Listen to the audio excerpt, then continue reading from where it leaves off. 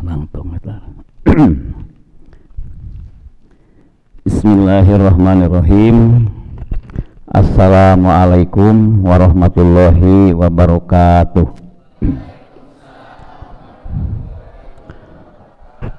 Innal hamdalillah nahmaduhu wa nasta'inuhu wa nastaghfiruh wa na'udzu billahi min shururi anfusina wa min sayyiati a'malina. May yahdihillahu fala mudhillalah wa may yudlil fala hadiyalah. Asyhadu an la ilaha illallah wahdahu la syarikalah wa asyhadu anna Muhammadan abduhu wa rasuluh. Amma ba'd. Qala Allah ta'ala fil Qur'anil Karim, a'udzu billahi minasy syaithanir rajim. Fa idza faragta fansab wa ila rabbika farghab. Terlebih dahulu mari kita bersama-sama memanjatkan puji dan syukur kehadirat Allah Subhanahu wa taala karena berkat hidayah, rahmat dan inayahnya pada malam Ahad kali ini kita masih tetap segar bugar ya, masih diberi kesempatan usia oleh Allah. Di saat para remaja lain mungkin tidak berada di tempat ini, kita masih berada di dalam lindungan Allah Subhanahu wa taala untuk berkumpul di majelis ilmu di Masjid Bahrul Ulum. Bahrul Ulum seperti Anda ketahui merupakan salah satu istilah atau frasa yang bermakna lautan ilmu, dan ini apresiasi kepada Anda semua. Sebab apa jadinya kalau Bahrul Ulum yang bermakna lautan ilmu tidak diliputi, tidak dipenuhi, tidak disarati oleh aktivitas remaja hijab yang sudah beberapa kali tidak pernah absen setiap malam minggu, malam Ahad ya. Kemudian hari-hari tertentu ada kegiatan tahfidz, ini juga kami apresiasi. Mudah-mudahan dan harus yakin bahwa apa yang Anda lakukan selama ini bernilai ibadah, dan Anda adalah subhanul yawm rijalul god, calon pemimpin masa depan ya, calon pemimpin masa depan. Kita tidak ada yang tahu, tidak ada mustahil, tidak ada hal yang mustahil. Apabila suatu saat kelak ada di antara orang yang ada di majelis ini tiba-tiba jadi bupati, tiba-tiba jadi gubernur, tidak ada yang mustahil. Ketika Allah menghendaki, tidak ada yang bisa menghalangi. Ketika Allah tidak menghendaki, tidak akan ada yang bisa memaksakan. Oleh karena itu beroptimislah bahwa kita ini adalah insan-insan pilihan yang pada saat malam ketika orang harusnya bereforia, kita malah ada di majelis ilmu di masjid. Syukur pada Allah, mudah-mudahan eksistensi kita secara konsisten terus dipertahankan secara kontinu ya. Salawat serta salam mudah-mudahan Allah melimpah curahkan kepada Habibana wa Nabiyana Muhammad Sallallahu alaihi wasallam, pada keluarganya, para sahabatnya, termasuk kita selaku umatnya. Hal yang pertama ingin saya sampaikan tentu saja setelah salam itu adalah ucapan selamat dan terima kasih kepada panitia pengurus hijab ya, yang dikomandani oleh Restu. Kemudian ada krunya ini ya, ada Farhan, ada Jang Sofwan ya, ada Basil dan yang lain-lain, tidak dapat saya sebutkan satu persatu. Semua ini kerja kolaboratif ya, kerja kolektif, tidak ada yang one man show. Pak Restu tidak akan ada artinya tanpa ada yang lain. Begitu pula Anda, tanpa support Anda kepada Restu ini juga tidak akan ada apa-apanya. Sudah lama ya, sudah lama ada obsesi dalam benak saya. Suatu saat saya ngobrol dengan Restu, ingin membekali Anda, sharing, sebenarnya bukan membekali ya, sharing materi yang ini urgensinya sangat tinggi. Mati payun, payun. Urgensinya sangat tinggi. Apa itu? Sebab begini, Anda itu kan kaum milenial ya, bagaimanapun tidak dapat menghindar dari predikat itu, kaum milenial, yang salah satu indikator kaum milenial itu adalah akrab dengan media sosial gitu ya, akrab dengan hal-hal yang bersifat media sosial, bergaul ya. Kadang-kadang orang berpikiran bisa saja negatif ketika kita menggunakan alat-alat media sosial itu, gadget atau gawai ya. Kadang-kadang orang sering mengatakan bahwa handphone atau gadget ini adalah media atau alat atau piranti yang menciptakan keheningan di tengah keriuhan. Mengapa demikian? Karena sering orang di sekumpulan ini orang banyak, ada 20, 30 sampai 50 orang, tapi masing-masing sibuk dengan gawainya sendiri-sendiri tanpa ada komunikasi yang efektif di antara kita. Ini yang ingin saya sampaikan kepada Anda, bagaimana kita menggunakan gawai itu, menggunakan piranti itu secara arif ya. Jangan sampai apa yang kita miliki membunuh kita sendiri ya. Saya yakin banyak yang sudah tahu bagaimana gawai itu digunakan, dan pasti Anda lebih pintar dari kami para generasi kolonial. Kalau Anda milenial, kami kolonial. Kolonial. Pasti lebih pandai. Jangankan Anda, anak-anak kecil sekarang yang baru berusia 4 tahun, 5 tahun kan sudah lebih terampil tangannya untuk memijit gawai itu ya, gampang mencari. Siapa yang menyangka kosakata download itu sudah menjadi milik anak kecil sekarang ya. Download itu malah banyak orang tua yang tidak tahu cina download benawan, malah ngomong kayak salah, download cina cokolotnya download dah ya. Baik, ini hanya berbagi dan tentu saja tidak akan banyak, nanti kita bedah pada pertemuan berikutnya. Jadi kita sesuaikan ya waktu, kita tidak akan sampai terlalu larut, tapi mudah-mudahan jadi rasa penasaran ya apa saja, sebab kalau kita bedah secara komprehensif, secara menyeluruh, muatamat saungi itunya. Kemudian nanti juga saya ingin menayangkan sesuatu yang secara visual Anda nanti melihat bagaimana sebenarnya dua hal pokok ini kan temanya ini. Saya mengapresiasi ya, tim hijab official ya yang sudah memposting itu di Instagramnya, hijab official. Hari malam ini materinya apa, siapa, dan itu hendaknya konsisten ya, terus siapapun pematerinya, jangan hanya karena bapaknya mah Arestu, siapapun Farhan, kemudian Basir, selalu ditampilkan, diposting di Instagram supaya mereka tahu bahwa dakwah kita itu bukan hanya sebatas di ruang lingkup ruang ini, tapi tanpa batas ya, karena dunia sekarang itu dunia maya, terutama dunia yang tanpa batas, borderless ya, tanpa batas. Baik, mengapa saya pilih gawai dan narkoba ya? Karena antara gawai dan narkoba ini memiliki kaitan yang sangat korelatif, yang sangat erat ya.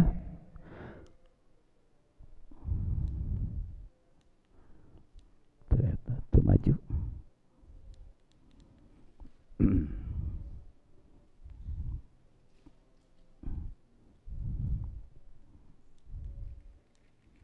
Maju tuh.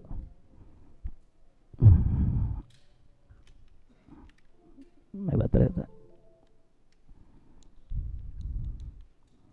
Nah, lihat dulu. Mari kita kenali dulu apa gawai itu.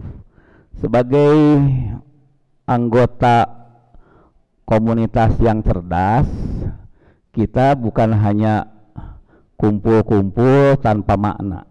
Ya, kita harus benar-benar sebuah masyarakat remaja yang intelek, yang tahu, yang sensitif terhadap apapun termasuk pada istilah-istilah.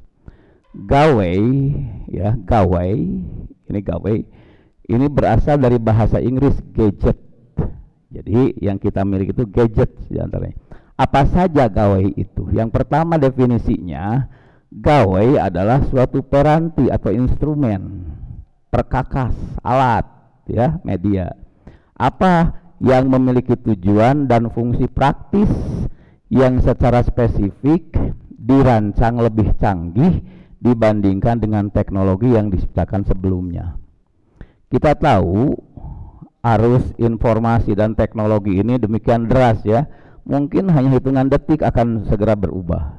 Saya punya murid yang sekarang menjadi bos di salah satu perusahaan di Cilegon, bos komputer, dan dia adalah sarjana komputer dari STIMIK Jabar dulu. Kata dia, kata murid saya itu, sekarang apa bisa saja dalam hitungan detik handphone atau gawe yang kita miliki hari ini yang sekarang canggih mungkin detik berikutnya sudah jadul lagi ya, saking arus informasi dan teknologi itu demikian kencang. Nah, tinggal persoalannya yang pertama sekali lagi bagaimana kita menggunakan itu, memanfaatkan itu secara arif, jangan sampai kita terbunuh dengan hal-hal yang seperti itu. Jadi sekali lagi, dulu kita kan punya handphone yang berat, dipakai maladog anjing cepaeh gitu ya, bakat kuburatna ada handphone berulanya gitu. Berubah makin sekarang ada yang kecil disebut dengan sana handphone cunit-nit gitu ya, itu bisa nanaon nelponnya, nggak SMS dan sebagainya gitu ya. Dan itu lama kelamaan dulu asa panggayaan gaduh gitu ya. Sekarang kan sudah nyaris tidak zamannya, sekalipun itu tetap saja bermanfaat. Bagi orang-orang tua malah menggunakan handphone seperti ini mungkin akan sangat susah. Nu penting mah bisa SMS saja nelpon gitu ya. Berubah dari harganya yang ratusan ribu dulu, sekarang banyak gawe atau handphone khususnya yang harganya bisa mencapai puluhan juta. Malah ada yang lebih mahal dari sebuah sepeda motor gitu ya. Dan itu orang akan terus memburunya, apa? Karena saking pentingnya alat itu ya. Satu, jadi gawe, jadi kita bisa menggunakan kata gawe untuk mengganti gadget. Dan apa saja gawe itu, lihat, gawe itu bukan hanya handphone ternyata ya. Yang pertama seperti handphone ini ya, handphone, smartphone, telepon pintar kan, smartphone begitu ya, smartphone, telepon pintar, sebab lebih pintar telepon daripada pemegangnya gitu ya. Smartphone ini menjadi teman sejati kita kemanapun kita pergi, malah kita kehilangan dunia ketika ini tertinggal ya. Smartphone dengan berbagai variannya tentu saja ya, ada Android, ada iPad, ada iPhone, ada Apple dan sebagainya. Ini juga disebut gawe ya.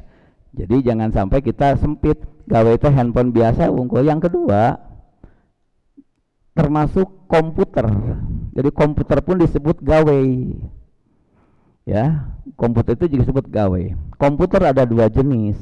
Ada komputer yang ukurannya besar yang kita kenal dengan, ada yang personal komputer PC ya, yang portable.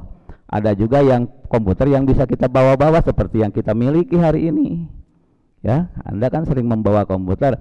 Kalau ukurannya besar seperti itu, laptop yang kita miliki itu notebook itu ya, notebook. Kalau yang ukurannya kecil itu dinamakan netbook itu ya. Jadi ada dua jenis. Ini juga gawe, ini juga gawe. Yang ketiga, nah, kamera digital pun ini termasuk gawe. Jadi bukan hanya handphone, bukan hanya laptop, bukan hanya komputer, ternyata kita punya kamera digital pun itu namanya gawe, sebab piranti canggih ya, piranti canggih ya. Kemudian jangan berpikir bahwa ini juga bukan gawe. Headset atau headphone ini sama gawe ya, yang ya termasuk yang saya ini yang harus sering menggunakannya itu juga sama gawe. Jadi ternyata gawe itu maknanya luas. Jadi semua perangkat canggih yang didesain lebih bagus dari sebelumnya untuk kepentingan-kepentingan tertentu, komunikasi terutama, itu namanya gawe, yang dulu disebut gadget. Nah, jadi dulu kan orang sesempit itu gadget itu seperti handphone saja, bukan seperti itu. Baik ya. Nah, kalau kita berbicara tentang gadget, saudara-saudara, pasti tujuan kita hanya satu sesungguhnya, bersosialisasi dengan yang lain ya. Bersosialisasi melalui piranti yang kita miliki, gawe yang kita miliki. Kita punya sarana-sarana sosialisasi, karena alat sosialisasi maka disebut saja gadget atau gawai ini sebagai media sosial. Ya, media sosial. Hanya tragisnya dengan orang-orang yang jauh kita berkomunikasi melalui gawai kita, dengan orang yang dekat malah kita saling diam. Nah, ini yang harus kita luruskan. Nanti bagaimana sebenarnya etika menggunakan gawai ini, jangan sampai kita kehilangan komunikasi antar internal kita, ya. Media sosial, lihat. Jadi media sosial itu artinya media atau alat untuk bersosialisasi, mengenali orang lain, ya. Nun jauh di sana. Sekarang itu dengan alat teknologi yang canggih ini, dalam waktu hitungan detik kita bisa berkomunikasi dengan orang Amerika, bisa berkomunikasi dengan Saudi Arabia, bisa dengan orang Jepang. Anda punya teman tidak hanya di Cibodas kan? Ada yang punya teman medsos, ya, Thailand, Jepang, karena menemukan itu. Bahkan tidak sedikit orang yang berjodoh karena media sosial ini kan, gara-gara Facebook, gara-gara WhatsApp, gara-gara Instagram. Ada yang seperti itu. Sekalipun kita juga harus selektif, mana yang harus kita seleksi, mana yang harus kita cermati dan sebagainya. Tapi yang jelas gawai ini merupakan alat atau media sosial bagi kita, ya, bagi kita. Nah, jadi ini yang dimaksud dengan media sosial. Mana jenis-jenisnya? Oh, kita tahu kan ada Facebook, ya, Facebook. Anda lebih paham dari saya pasti Facebook teh kumaha, sebab Anda pasti pelaku Facebooker Anda itu, ya, Facebooker yang pasti setiap saat, dan itu tidak salah, jangan salah. Makanya pada malam ini kita coba pindai bagian mana yang harus kita cermati, yang hati-hati, bagian mana yang harus kita efektifkan, ya. Facebook, blog, siapa yang suka menulis, ya, harus tuh bisa menulis. Sekarang kan tidak perlu dengan kertas tulisan itu, ya, tidak bisa di alat yang kita miliki, blog, sehingga orang-orang yang suka menulis disebut di blog ini disebut blogger, ya, blogger. Nulis di situ, nulis puisi, sekalipun curhat dan sebagainya, nulis artikel, nulis dakwah, nulis mata pelajaran atau apapun yang dapat diakses oleh orang lain, kemudian orang lain bisa membacanya dan bermanfaat bagi kita, itu bisa kita tulis melalui blog ini. Go to blog. Tapi lamun leuwih tuna jadi go blog. Jadi kita sudah maju ke blog sekarang, ya. Gitu ya. Jadi silakan. Ini anak-anak hijab saya yakin sudah ada yang bisa menulis, ya. Ada mal poster WH hebat, ya. Komo nulis, belajar menulis, ya. Belajar menulis. Jangan hanya pandai membuat poster, tapi menulis. Harus tuh jadikan mentor nanti bagaimana menulis. Jangan panjang-panjang, misalnya menulis sebuah hadis dulu, menulis beberapa ayat, dibagikan, itu kan bermanfaat, ya, daripada kita simpan saja. Kau tulis di blog, tulis blog ayat hadis di Abu Hurairah anu sahih tentang apa, misalnya yang kemarin disampaikan oleh kafasanya, masukkan, tulis di blog, nanti dibaca oleh orang, diakses oleh orang, bermanfaat. Jadi ilmu bermanfaatnya kalau nulisna ayat pahala, yang lain punya ilmu, dan itu bukan hanya orang Cibodas yang membaca. Begitu, suatu saat kita punya hadis, tulis, punya Quran, tulis, dan sebagainya, tulis sedikit saja. Kata Sayyidina Ali, justru ilmu teh harus dilestarikan dengan cara menulis, ya. Yang ketiga, YouTube, ya. Orang yang suka bermain YouTube, saya tahu di sini ada Farhannya. Itu kan YouTuber namanya, YouTuber. Jadi orang-orang YouTuber itu jangan salah, sekali lagi, selalu ada sisi positif dan tidak kurang sisi negatifnya. Makanya sebagai orang-orang yang aktif di dunia media sosial ini, medsos, saya menyarankan Anda tidak menggunakan kata sosmed, sosial media, tapi media sosial. Mengapa? Karena sosial media itu bahasa Inggris, social media. Bahasa Indonesianya media sosial. Bahasa Inggris strukturnya MD, menerangkan, diterangkan. Ya. The blue sky. Langit biru, tidak sky blue, kan begitu. The blue sky. Ku bahasa Indonesia mah langit biru. Social media, kadang-kadang mah sosial media. Nah, di Indonesia kan jadi media sosial, disingkat medsos. Jadi yang kita gunakan medsos bukan sosmed. Ya, bisi pahili jeung Ustad Solmed. Sosmed ya, sosial media, medsos bukan sosmed. Media sosial. YouTube. Saya terinspirasi. Anda pasti kan sering membuka YouTube ya, sering menonton YouTube. Jangan salah, Anda itu punya masa depan yang gemilang. Bukan hanya membuat YouTube. YouTube itu bukan hanya untuk berbagi informasi. Jadikan ini sarana produktif. Ya, Anda tahu kan Atta, artis yang menikah pada Putra Anang, gitu ya. Miliaran penghasilnya dari apa? Dari konten di YouTube. Tepiranya pira ngadongeng kenawan. Kita juga sama. Kita gunakan YouTube itu sebagai sarana dakwah, sok buat konten, satu saat mengaji, satu hadis, satu ayat, atau buat sebuah dakwah singkat, upload menjadi sebuah tontonan di YouTube.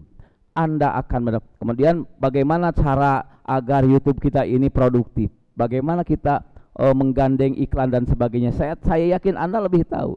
Jadi bukan hanya menulis, bukan hanya membuat konten, tapi jadikan ini sarana untuk beroleh income. Ya, tidak salah, itu tidak haram di dalam Islam. Anda suatu saat di hijab ini ada seseorang yang YouTuber kemudian punya penghasilan. Tahu Anda Aiman yang di YouTuber Saudi Arabia, itu penghasilannya di Saudi Arabia, dia tuh seorang TKI yang gajinya itu hanya 4 juta per bulan sebagai sopir. Tapi dari YouTube-nya pira oge kahiji posting tentang Gunung Uhud, posting tentang Nabawi, posting tentang haji sebagian, posting tentang tempat eta durasina paling sabaraha menit. Itu sekarang dia dari sejumlah YouTuber orang Indonesia, Aiman yang orang Subang itu penghasilannya dari YouTube itu terendah 120 juta per bulan. Ya, dan ini saya yakin sok di explore kurs tuh ku sadayana arapa. Jadi entong pameng kalau kita mau bermedia sosial dengan segala hal yang positif kita cari. Jadi betapa hebat ya nanti ada anggota hijab yang jadi YouTuber, tapi YouTuber dalam arti kontennya positif kemudian menghasilkan uang. Luar biasa ya. Siapa tahu nanti malah kita bisa membangun masjid dari hasil YouTube dengan cara yang positif. Hebat ya. Semua. Makanya nanti Kak Restu, Kak Farhan, siapapun suatu saat coba kita juga ada pertemuan khusus bagaimana cara membuat konten YouTube. Supaya yang lain pun tahu bagaimana cara nulis di blog, bagaimana cara bukan hanya Instagram itu bukan hanya untuk berkomunikasi posting foto saja, bukan, tapi bagaimana menghasilkan sesuatu yang bermanfaat bagi kita. Suatu saat saya yakin Anda itu tidak usah menyusahkan lagi orang tua. Pak, ayeuna mah abdi teh tos jadi YouTuber, ya penghasilan abdi Pak 10 juta sebulan, 20 juta per bulan, malah mungkin bisa menghidupi orang tua kita. Ya, dan itu yakin bisa. YouTuber itu bukan hanya harus bergelar doktor, harus magister, harus tidak. Aiman itu kan TKI, tenaga kerja Indonesia dari Subang, ya.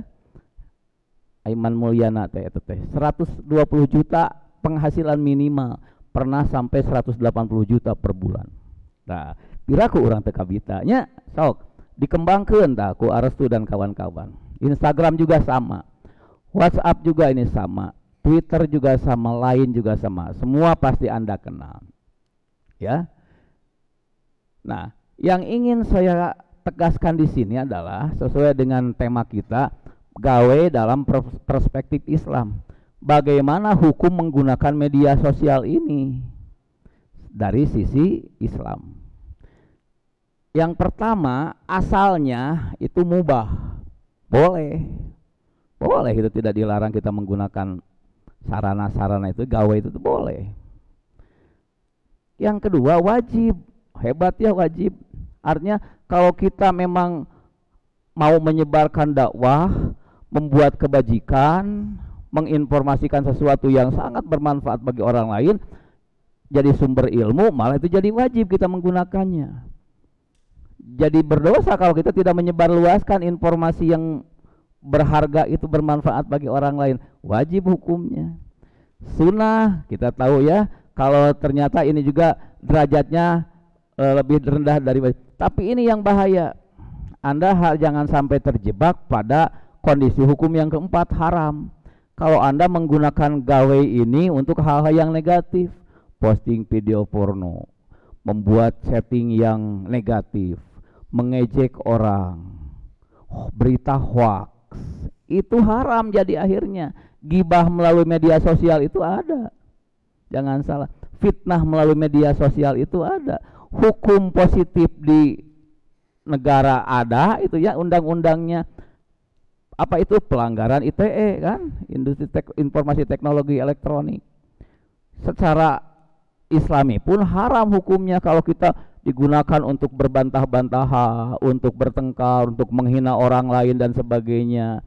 Makanya nanti kita ada kaidahnya, ada etikanya, bagaimana media sosial ini benar-benar bermanfaat lahir batin bagi penggunanya. Ya, jangan mentang-mentang ini handphone saya canggih, apapun bisa saya akses untuk menghujat orang, ya, menyebarkan berita bohong dan sebagainya. Jadi ganti aya nama tadi mah bergunjing tadi pojok, aya nama bergunjing melalui media sosial, jangan. Itu jadi haram hukumnya, gitu ya. Gitu. Baik. Nah, ini ya. Bagaimana sekarang cara bijak menggunakan media sosial ini melalui handphone ini? Yang pertama, jaga etika kepada orang lain dalam bermedia sosial. Tentu saja kalau kita bermedia, pertama kan kesantunan ya, kantenan jeung nucan kenal mah urang teh dina WhatsApp dina apapun, ulah tiba-tiba komo aja jeung kancing coplok mah. Tidak dibenarkan itu ya.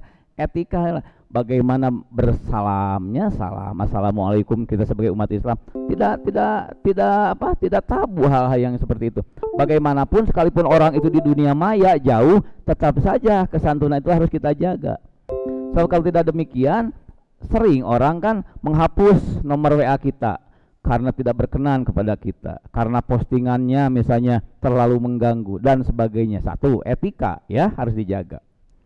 Yang kedua, tidak menyebarkan berita bohong, bahasa Inggrisnya hoax. Jadi hoax bahasa Inggris. Ya. Menyebarkan berita bohong bukan hanya kita yang membuat. Karena kita media sosial yang diakses oleh seluruh orang di sejagat raya ini, kadang-kadang kan kita mendapatkan postingan dari orang lain ya. Postingan orang lain menghujat negara, menghina siapa. Mohon kita selektif. Ketika kita tidak tahu persis apa benar atau tidak, jangan-jangan ini benar. Kalau kita sebarluaskan kembali, itu undang-undang ITE akan menjerat kita sama. Jadi bukan hanya yang pengirim pertama, ketika kita menerima berita hoax kemudian kita sebarkan. Suatu saat ada yang menghujat kemudian memperkarakan, dari sisi hukum semua akan kena. Siapa yang menyebarluaskan itu, bukan hanya penyebar luas pertama. Tuh ya. Jadi kade sing hati-hati. Ulah abdi resep boga rame yo oh. Teh pergunjingan tentang apapun di sini disebarluaskan. Kalau sekiranya kita meragukan ini sumbernya dari mana, sebab bisa saja kan orang mengarang-arang. Ya. Kemudian kita menyebar, orang yang bersangkutan tidak suka, seperti halnya sekarang yang terjadi kan ada Dr. Richard Lee ya, yang diperkarakan oleh Kartika siapa? Bu Kartika Putri. Itu karena apa? Karena dia memposting sesuatu yang tidak senang orang yang diberitakannya. Apalagi berita hoax seperti bohong. Jangan ya. Ketika kita menerima daripada ngabalaan WA kita mah pupus we. Ya. Komo masa video-video nutu aroni mah pupus nya daripada ngaheurinan mah. Kita fokus bahwa tugas kita itu belajar. Tugas kita itu berdakwah ya, bukan hal itu. Baca sekilas, jangan sampai ieu bahaya disebarkan rame poho we kana diajar eta ngagugulung etanya, jangan itu ya. Nah, ini tidak menyebarkan berita bohong, sebab implikasi hukum positif, hukum Allah juga bakal sama ya, itu haram hukumnya. Memilih apa yang kita ya tadi pilihan. Da ka urang mah sok ya komo dina WA mah dina WA grup punya video dikirim ratusan pada eta kene pilihan piceunan daripada ngeheurinan mah karena itu hanya sebatas kita tahu wajar. Malah kalau ada hal yang menurut Anda ieu mah penting-penting teuing pupus kalau mungkin buang saja akunnya yang demikian itu ya supaya kita selamat. Yang keempat, teliti sebelum posting. Ieu teh berita anu up to date sekarang atau bohong. Ieu teh berita anu memang orang apalagi dalam musim sekarang kan musim pandeminya aya nu nyarekan pamarentah kan video teh anu nyarekan kiai anu nyarekan dokter. Kalau kita tidak paham itu jangan sok jadi politikus, jangan sok jadi ulama, mending kita delete saja ya.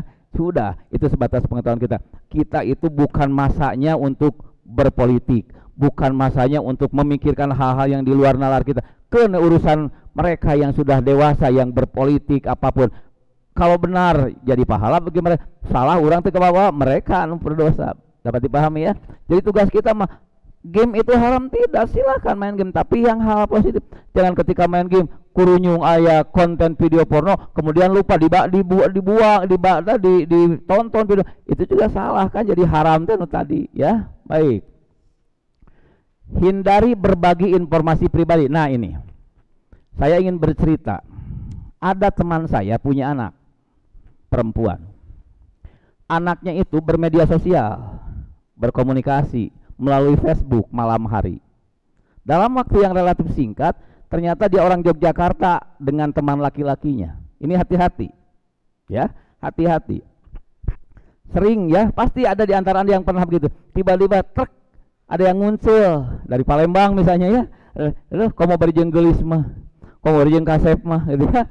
Orang kan tertarik teh, asik ya. Ya, aya teman setting. Saudara, ini kisah nyata yang harus Anda waspadai. Teman saya, anak teman saya itu yang perempuan itu melakukan setting dengan orang dari Jogja laki-laki. Terus karena keasikan dia akhirnya meminta nomor handphone. Dia akhirnya meminta nomor rekening. Dia dengan alasan apa? Alasannya dia akan mengirimkan. Yang lebih parah, dia tahu nomor PIN ATM yang dia miliki. Ingat, gawe kita, laptop kita itu khususnya bagi yang suka internetan. Kalau mau internetan kan kita itu login dulu. Setelah selesai internetan, Basil harus log out dulu. Kalau tidak log out, itu jendela kita, laptop itu rumah kita. Ketika internet itu setelah kita internet tidak di log out, itu terbuka laksana rumah yang tidak tertutup, pintunya terbuka. Orang akan tahu isi handphone kita apa, termasuk PIN ATM kita tahu. Dan apa yang terjadi saudara? Besoknya ibunya menangis, lapor ke polisi karena ternyata si orang yang chattingan dengan anaknya tadi malam entah apa. Sebab sekarang kan bisa ada hipnotis antar jarak jauh, ya. Ada telehipnotis, jangan salah. Jadi melalui saluran seluler ini, canggih-canggihnya orang sekarang bisa saja ada hipnotis melalui gelombang elektromagnetik sehingga si anak teman saya itu tidak sengaja memberikan PIN ATM-nya. Besoknya 48 juta raib. 48 juta hilang. Setiasa dilacak. Lapor ke polisi.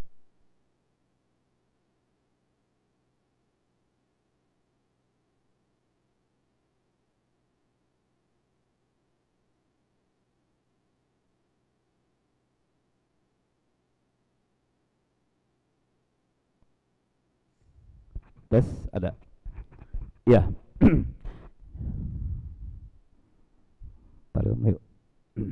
Nah Kang Edor, jadi sekali lagi ya, jadi jangan sembarangan memberikan identitas pribadi, informasi, apalagi kalau nomor handphone mungkin karena sudah ada. Jangan misalnya nomor KTP ya, atau apalagi nomor rekening karena dia pura-pura akan mengirim sesuatu. Jangan itu ya, sebab sekarang itu makin canggih saudara ya, makin canggih. Jangan sampai seperti itu. Itu yang harus Anda cermati ketika bermedia sosial. Terus maju, pecahan ya. Yang keempat, pilih teman dan follower Anda. Kan di Facebooknya aya follower, di Instagram aya follower. Pilih ketika ieu mah ye sigana rada pibahayaeun ye follower kita tuh kita lah antong dibawuhan kitu nya antep karugi-rugi kan dina media sosial makan dari anu rajin ibadah sampai orang-orang nu haram jadah aya dina media sosial mah. Tah orang harus pintar memilih berteman dengan siapa gitu ya, berteman dengan siapa. Nanti akan saya tayangkan bagaimana seseorang yang ceroboh di dalam berteman dengan teman chattingnya di media sosial. Kemudian cantumkan sumber postingan. Maksudnya apa? Kalau kita memposting sesuatu, catat. Sebab ketika kita terjerat, kita bilang dari mana Anda? Dari sini saya beroleh, bukan dari saya dan sebagainya. Cantumkan supaya apa? Kita bisa melacaknya. Kalau ada orang yang menjahili kita juga kita tahu ya, bisa melacak dan sebagainya. Yang kedelapan, jadikan, nah ini yang penting. Jadi media sosial ini gawe dan sebagainya, jadikan tepat untuk mengembangkan diri. Tadi yang saya katakan, Farhan, Restu dan sebagainya. Siapa tahu ada komunitas di sini yang bisa membuat konten yang bisa menghasilkan uang. Ya, kemah hijab teh boga penghasilan. Eleh kayak mah jamaah Persis tadi dia teku hijabnya gitu. Karena hijab ternyata punya income. Saya yakin bisa. Sebab Anda orang-orang yang tidak gaptek, tidak gagap teknologi. Jadi gagap teknologi itu sekarang itu berbahaya. Ya. Jadi kuncinya teh kieu teh. Kita harus mengikuti arus informasi sekalipun harus selektif. Sebab kalau tidak pilihannya dua, change or die. Mau berubah mengikuti arus informasi atau mati. Lamun teu tergerus mati orang teh lamun teu mengikuti. Sok lamun teu batur usum daring urang teu bisa. Ya dan sebagainya. Makanya sekali lagi teu haram itu sesungguhnya ketika tadi digunakan untuk hal-hal yang positif. Jadikan tempat untuk mengembangkan diri. Perhatikan waktu berkirim pesan, baik itu melalui Facebook, WhatsApp dan sebagainya. Ulah tengah puting hayo ngirim WA ka sasaha, keur tibra itu teh. Jadi omongan dan sebagainya. Ada waktunya, ada timingnya kapan yang tepat. Ada etika yang saya katakan dari etika ya. Jadi sing tarapti ulah batur keur tibra lain tahajud di mah eta we chattingan we ngobrolkeun heuleung mun ngobrolkeun agama, ngobrolkeun tahajud, ieu ngobrolkeun gapleh misalnya, ngobrolkeun tah bukan itu. Bukan. Sok ieu tah dina eta teh dimanfaatkan. Kecuali kalau kita misalnya tabuh tilu ngageuingkeun, mari kita tahajud. Ngan omat ulah ke ruku tahajud diposting. Saya lagi tuku eta tuku mah keur tahajudnya di ruku atau ameh rek tahajud ameh apaleun sararea OTW tahajud. Eta mah ria atunya, ria teu meunang. Meunang sote ngabejaan ameh batur tahajud. Ari urang beria tahajud teh kan salat sunah anu tidak boleh ria. Malah disunahkeun di rumah teh ameh teu batur apaleun batur. Hayo ayeuna mah kan teu saeutik nu kitu nya.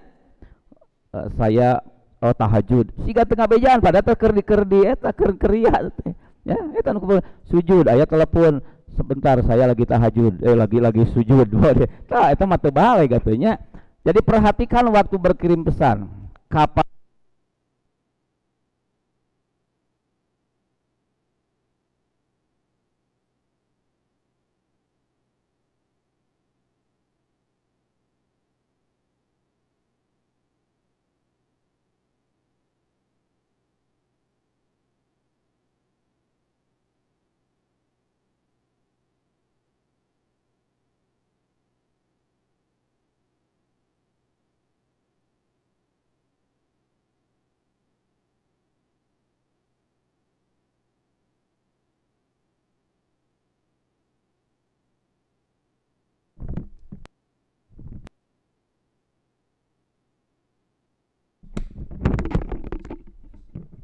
tes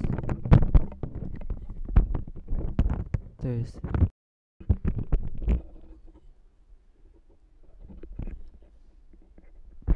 satu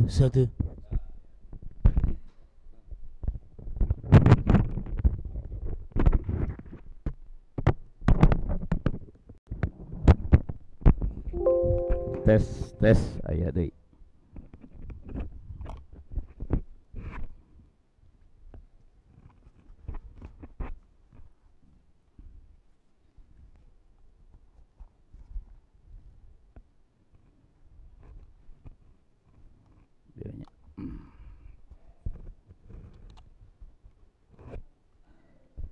tes, tes, kayaknya tuh. Ya. Baik, kita lanjutkan ya. Kita lanjutkan. Baik. Jadi paham ya? Jadi perhatikan waktu berkirim pesan.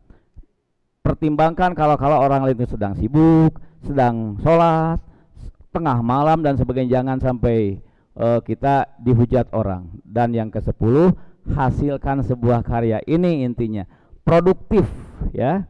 Jadi marilah bermedia sosial untuk menghasilkan sesuatu produktif. Jadi apa yang saya sampaikan 10 ini cara bijak ya menggunakan media sosial. Tadi saya katakan bahwa gawe itu bukan hanya handphone, tapi juga laptop. Bagaimana kita menggunakan laptop? Bagaimana kita menggunakan handphone atau gawe? Sering kita kan sadidinten ngadekul dina laptop.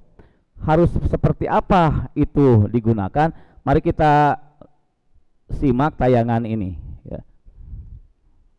Di Bluetooth tuh atas. Iya, sip.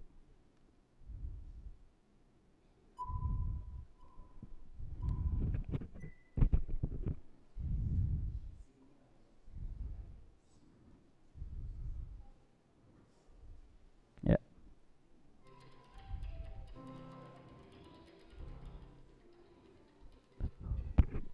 Jadi mau dilihat ini ya tayangan tanpa kata, tapi sebuah petunjuk bagaimana kita cara duduk, ya, cara menggunakan laptop dan sebagainya, supaya tidak terjadi kelainan tulang belakang dan sebagainya, ya. Nah, jempe itu, oh ya, ya.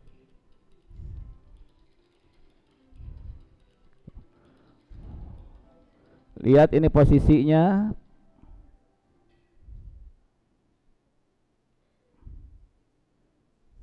Oh ya, jadi kudu sakit tuh tegak nate, ya, bisi bengkung gitu ya. Lihat, ini mohon diperhatikan di rumah tuh. Kemudian ini lihat posisi dan jarak antara mata dengan laptop yang kita miliki.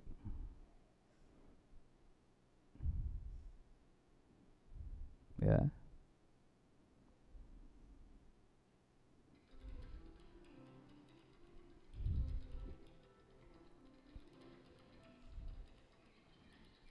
Ini juga terlalu di bawah, tengah. Ganya ame luhur. Ya. Jadi tunggul ting ulah, tengah ting ulah.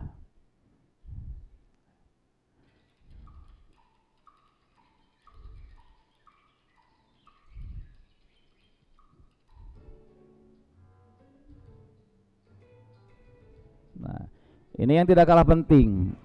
Jangan selamanya bermain handphone, selamanya bermain laptop. Usahakan ada durasinya, misalnya 1 jam atau 2 jam. Setelah itu kalau mungkin ada sepeda, refreshing dulu, gitu ya, refreshing dulu. Atau jalan-jalan kalau tidak ada sepeda, refreshing dulu ya.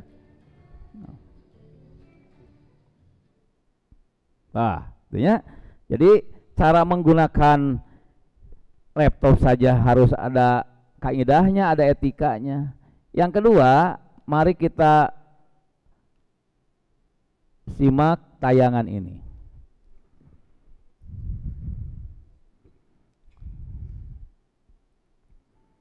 Nah, barangkali kita pernah mengalami ini, ya. Jadi ada seorang remaja yang kemudian bermedia sosial, chatting dengan yang lain. Ini teman chattingnya, ya, ya, Adit, Adit namanya. Ya. Lihat ini chattingnya ya, lihat. Jadi dia sedang berbunga-bunga karena teman chattingnya seorang pemuda ganteng, ya, lihat. Kemudian ditawari oleh si pemuda itu, suka film romantis enggak? Ya sukalah, kapan-kapan nonton yuk, nah, gitu ya. Bisa jadi kita pernah mengalami hal itu, bisa jadi ya. Lihat, oh lihat kan, berbunga-bunga. Jadi ada janjian dengan chattingnya yang seorang pemuda ganteng. Tuh, bisa ketemu di mana, diajak ketemuan kan? Ini hati-hati, hati-hati, terutama pada perempuan. Hati-hati. Tuh kan? Lihat. Nah, ini setelah janjian melalui medsos, kemudian orang itu diajak bertemu dan tibalah si lelaki yang ada di dunia maya itu. Ternyata siapa yang hadir? Ternyata siapa yang hadir bukan lelaki muda yang ganteng tadi, ternyata dia penjahat. Tidak sesuai. Jadi ini adalah penjahat melalui media sosial. Makanya hati-hati ya, hati-hati. Ya, sebab wajah bisa diedit kan? Tiba-tiba yang dapat kita janjinya ini ya. Ini juga jangan sepele, ini sepele tapi penting. Bisa jadi di antara kita yang seperti itu, termasuk laki-laki. Bisa jadi ada yang janji. Padahal di sana laki-laki juga misalnya penjahat dan sebagainya, tidak sedikit seperti ini ya yang saya tekankan tentang gawe, tentang media sosial. Nanti kita lanjutkan tentang gawe. Sekarang saya beranjak ya sesuai dengan materi kita, beranjak pada yang kedua yang tidak kalah menariknya. Gawe dan narkoba itu dua sisi yang tidak dapat dipisahkan seperti dua sisi mata uang. Mengapa? Karena narkoba ini pun bisa kita akses melalui gawe. Ya, mungkin ada yang menawari, ayo orang ngelem yuk melalui WA, kan bisa saja kan? Jadi itu kan bisa jadi alat berkomunikasi. Lihat. Kita lihat dulu. Sekarang itu saudara-saudara, penyalahguna narkoba itu di Indonesia ini sedang mengalami, Indonesia itu darurat narkoba. Penyalahguna narkoba itu terbagi tiga. Pekerja itu 50,34% yang menyalahgunakan narkoba. Kalau disebut menyalahgunakan narkoba, artinya narkoba itu bisa digunakan sebenarnya, tapi dalam hal-hal yang terbatas dan positif. Ini penyalahgunaan. Pelajar 27,32%, berarti kita banyak. Peringkat kedua yang tidak bekerja, yang pengangguran, itu penyalahgunaan narkoba itu 22,34%. Kita harus khawatir ya. Jadi ini data tahun 2020. Pelajar itu menyalahgunakan narkoba 27,32%. Jangan-jangan besok lusa naik. Baik. Sebenarnya apa narkoba itu? Ada yang mengatakan narkoba, ada yang mengatakan nafsa. Orang mah sering kan mendengar kata narkoba, narkoba teh naon gitu, narkoba tehnya. Sekali lagi, Anda harus cerdas, da urang mah bonganat, kaum intelek, kaum terpelajar, ya. Ulah narkoba teh narik kolor bapak cenah lain da teh. Narkoba teh. Narkoba itu singkatan dari narkotika dan obat-obat berbahaya. Ya, narnya narkotika, obatnya obat berbahaya.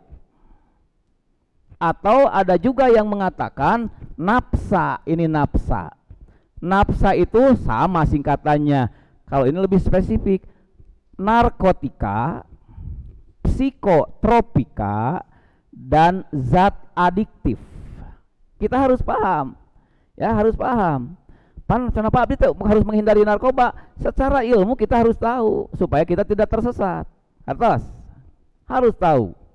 Jadi ada narkotika, ada psikotropika, ada zat adiktif, disingkat nafsa. Ya, nafsa.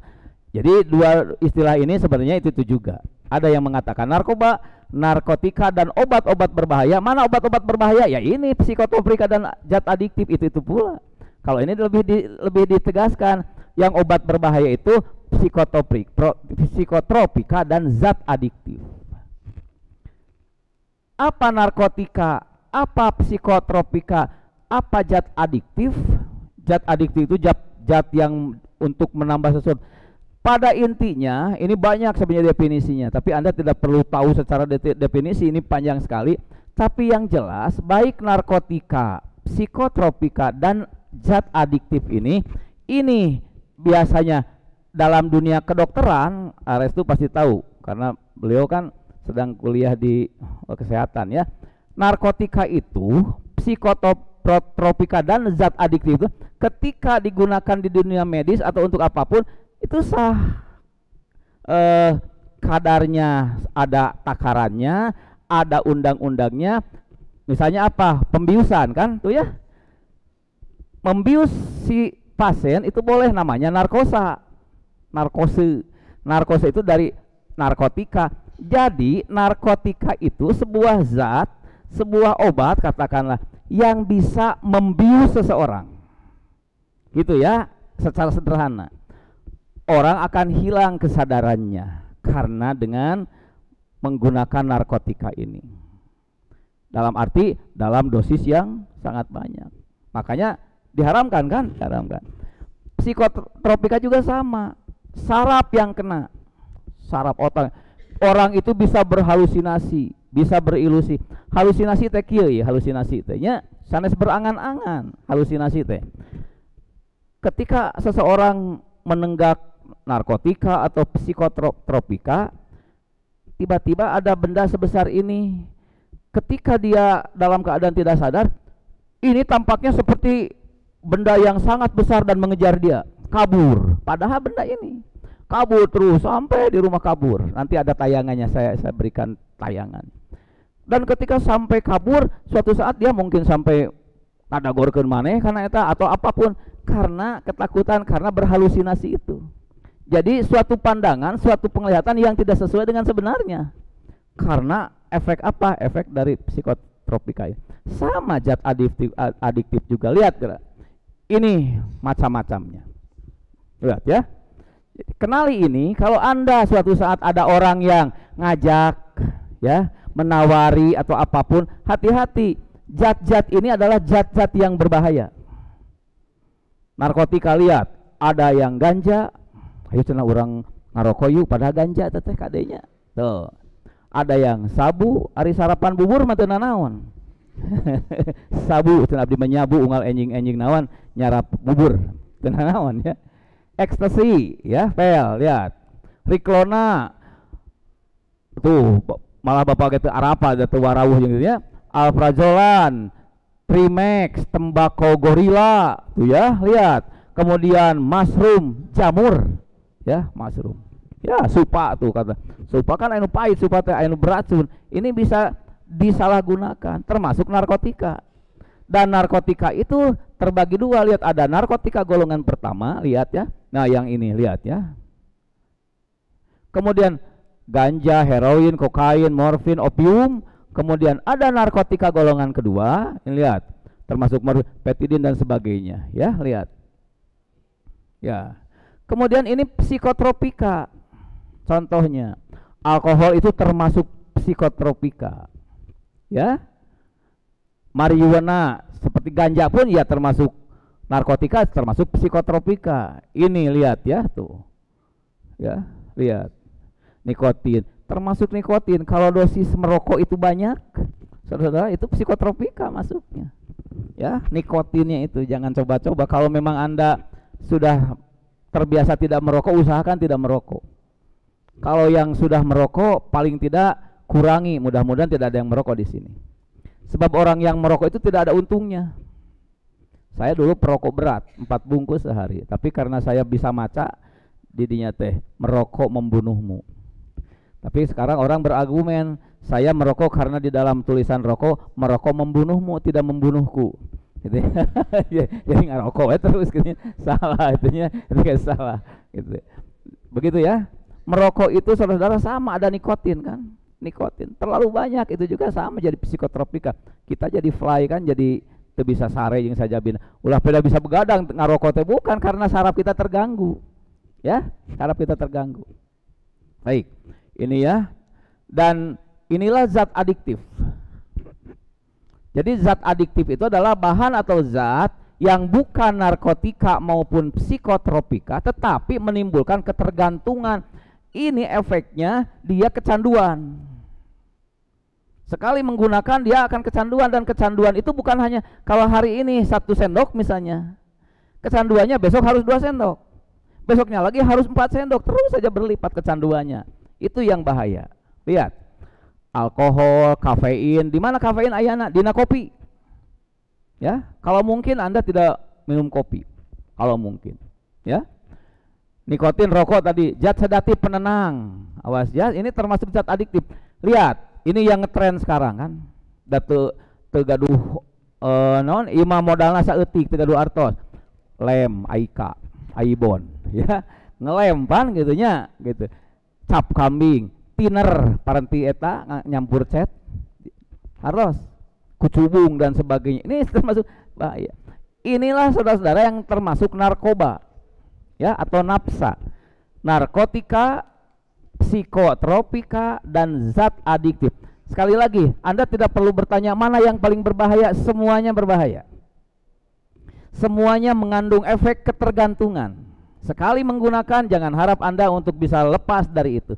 Pasti besok lusanya ingin lagi. Kalau tidak ada, Anda akan mengalami halusinasi, akan mengalami depresi, mungkin sampai kematian.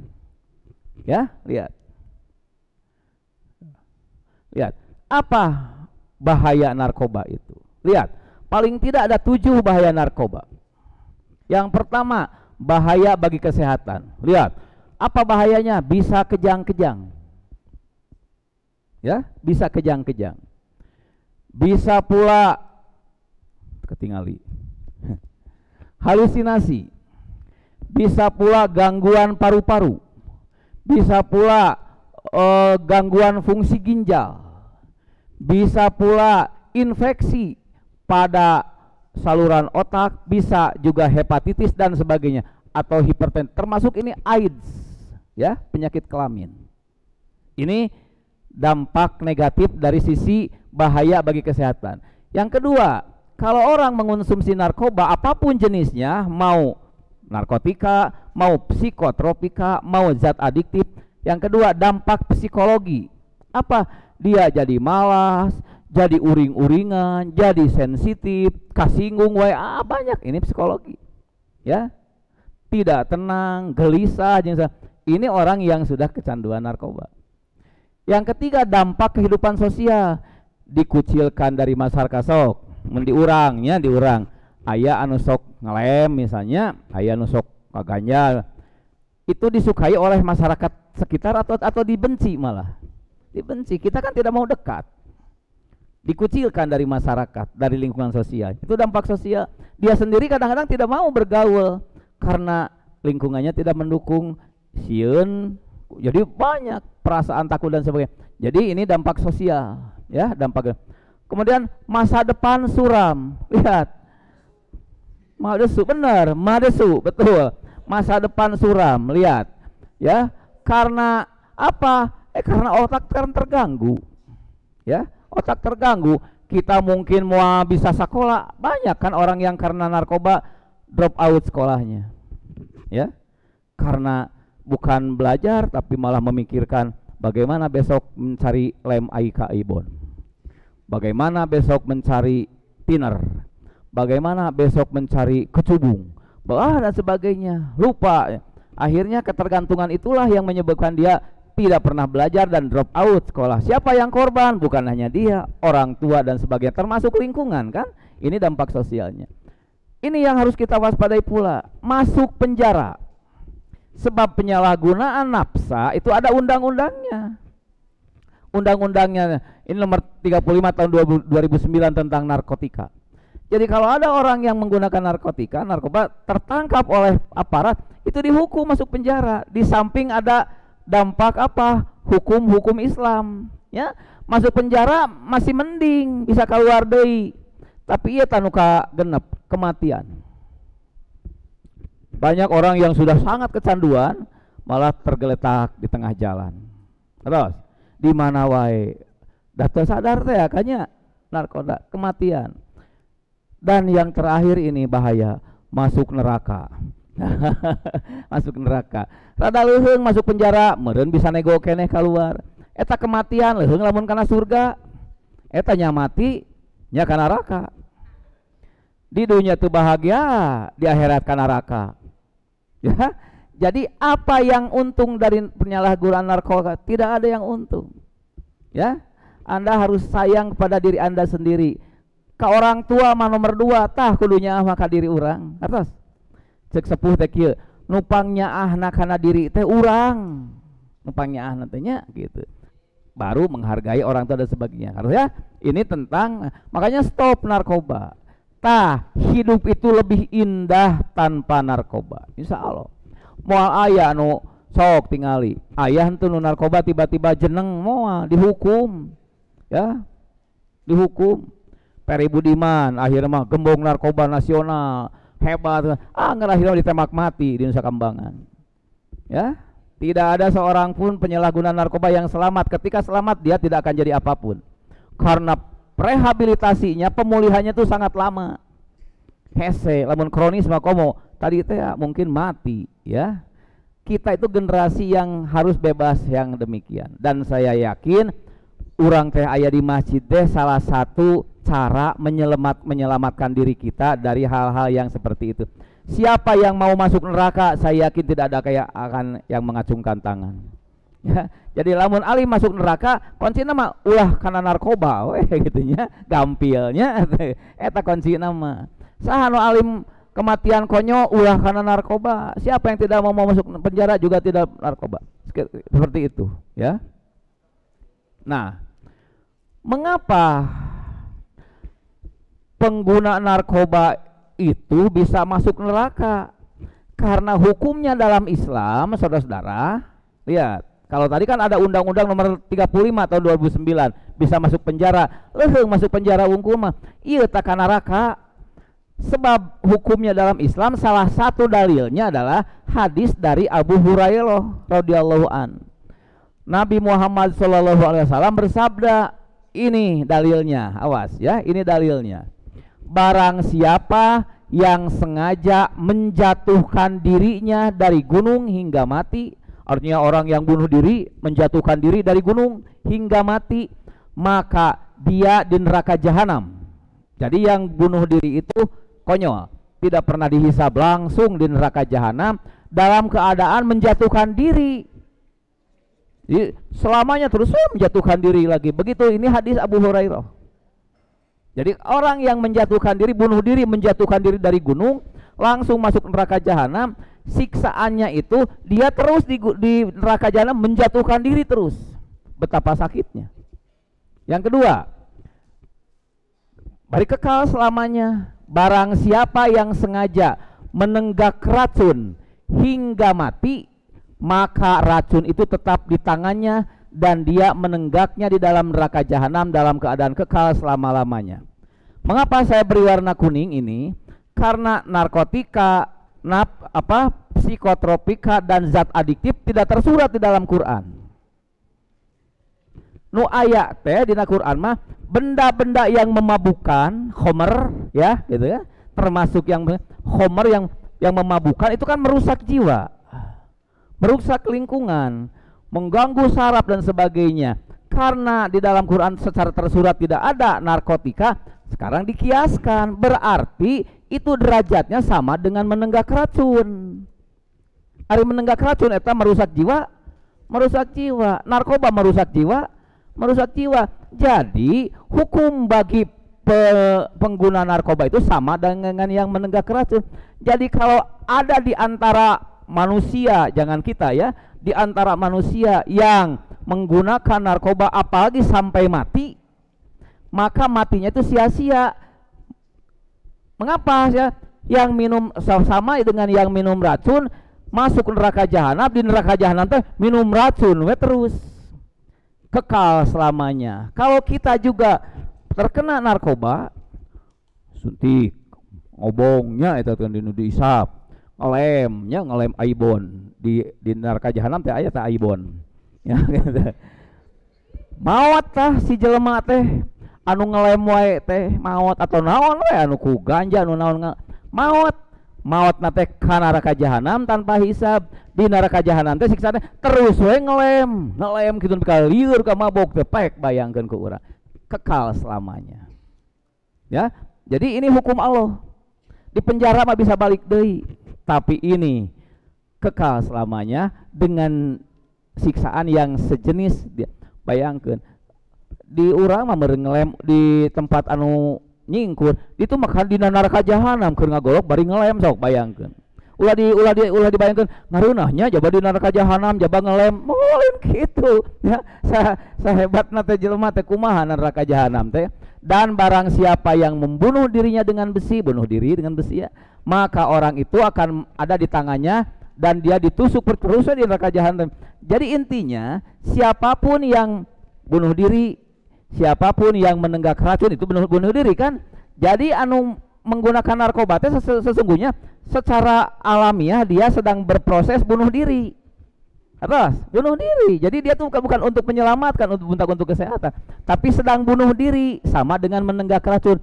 Hukumannya ada di dunia dan balasannya di neraka jahanam dengan cara yang sama. Jadi kudu ditaudan ke orang. Makanya hukum narkoba di dalam Islam itu haram. Haram hukum narkoba di dalam Islam itunya. Narkoba termasuk dianggap racun karena dapat merusak organ tubuh dan mengganggu jiwa.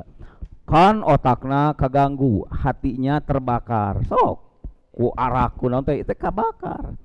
Urang teh kan hayang sehatnya dan seterusnya. Lihat. Makanya haramkan narkoba. Urang urang tingali. Yuk, mohon diperhatikan ya supaya Anda tidak terjebak dengan hal-hal seperti ini. Lihat.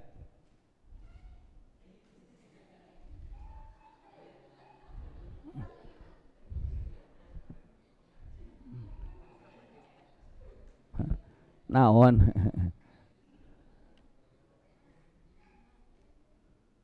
Nah, iya ya.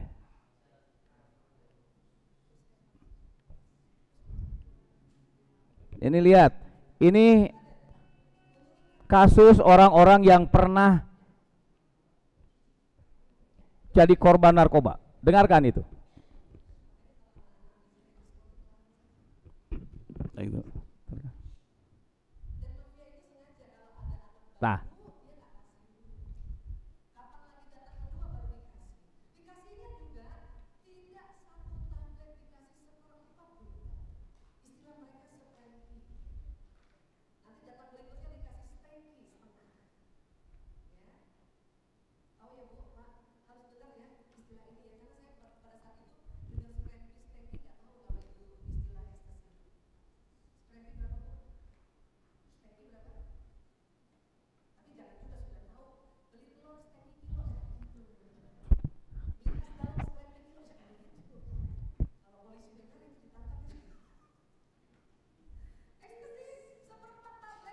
Nah, dengarkan ekstasi ini.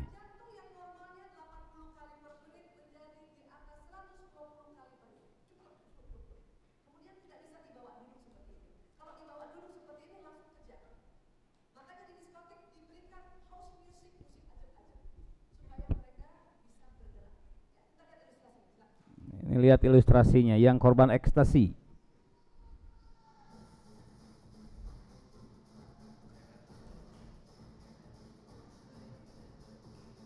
Jadi lamun aya anggota hijab nu kieuan itu korban ekstasi.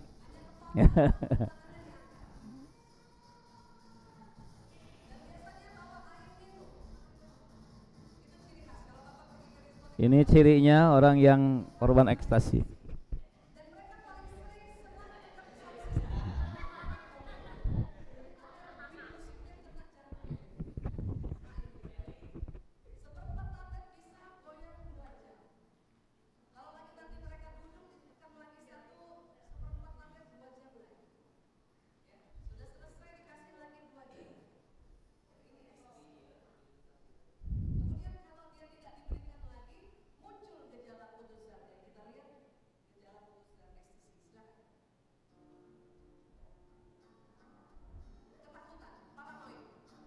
Ini yang dimaksud dengan paranoid ya, ketakutan.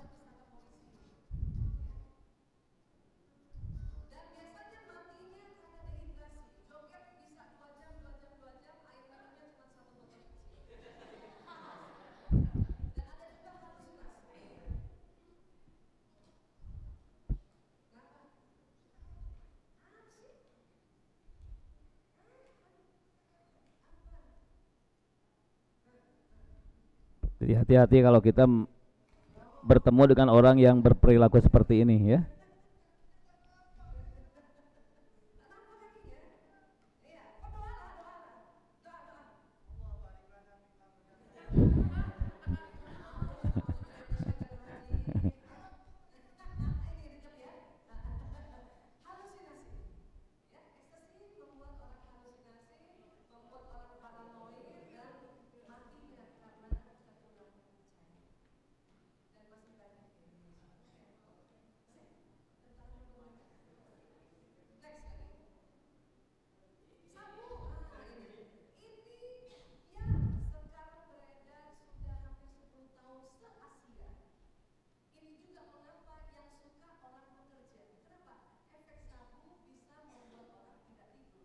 Nah,